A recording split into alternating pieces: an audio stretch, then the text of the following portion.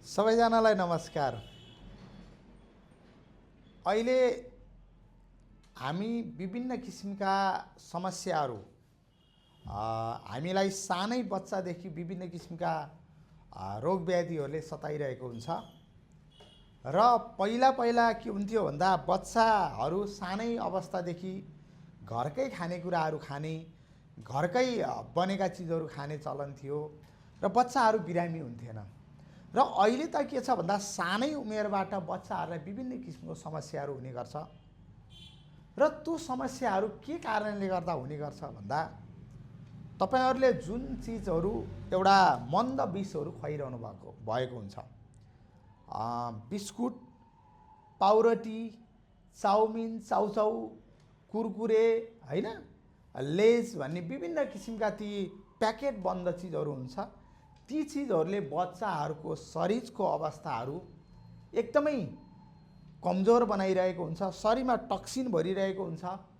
शरीरका अङ्गहरू कमजोर हुँदै हुँदै हुँदै गएर विभिन्न किसिमका समस्याहरू आउने गर्छ। विशेष गरेर बच्चाहरूलाई सानै उमेरबाट पाइल्सको समस्याहरू आउने गर्छ।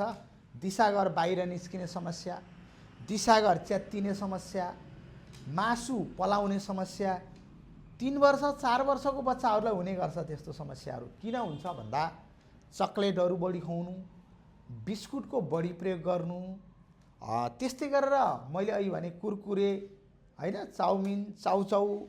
सानो बच्चाले चाउमिन चाउचाउ नखाए पनि सानो बच्चाहरूले ती साना कुरकुरेहरू, है, त्यस्ता चिजहरू खाने बानीले गर्दाखेरि त्यस्तो समस्याहरू हुने गर्छ।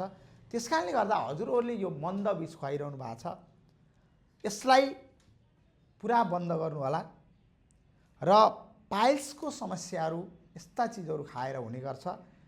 त्यो हिसाबले गर्दा शरीरको अवस्था पनि, शारीरिक स्ट्रक्चर पनि फरक देखिन्छ। जो बच्चाहरू त्यस्ता बाहिरी चिजहरू खान्छन् उनीहरूको शरीर पनि कस्तो हुन्छ भन्दा एकदमै फुस्रो टाइपको, शरीरमा रगत नभए जस्तो, पेट ठुलो, शरीरका यी अङ्गहरू चाहिँ सानो हुने हुन्छ। त्यो हिसाबले गर्दाखेरि बच्चाहरूको लागि एकदमै यी कुराहरूलाई ध्यान दिनु होला। यो भिडियो कस्तो लाग्यो सबैमा सेयर गरिदिनु होला। नमस्कार।